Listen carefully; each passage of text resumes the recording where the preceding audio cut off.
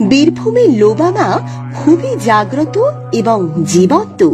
পুরোহিত মা কালীর সাথে কথা বলেন, উনি যেটা বলবেন মা নাকি সেটা শুনতে বাধ্য। আমি যা বলবো মা শুনতে বাধ্য, এবং আমি যদি বলি কারণ বাড়িকে যেতে, আমার মা বর্তমানে যায়। মা কালী যান ভক্তের বাড়ি, তার প্রমাণ তার ভাড়ার ঘরে মায়ের চরণে ছাপ দিয়েছিল। চালে উঠে আসে এক শিলা মূর্তি। কি করে তুমি বাঁচি, ধন্য তোমার মা। মা সবার কথা শোনেন এবং সেই কথা রাখেনও।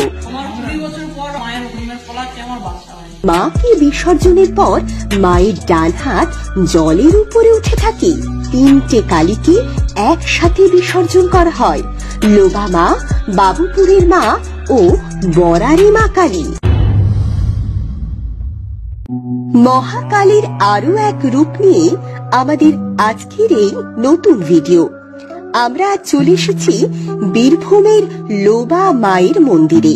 হ্যাঁ, বীরভূমের লোবা মা খুবই জাগ্রত এবং জীবন্ত।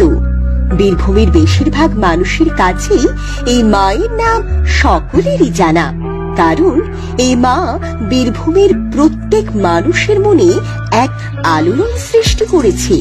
এই লোবা মায়ের প্রতিষ্ঠা করেন রামেশ্বর দণ্ডী নামে এক ব্যক্তি। একদিন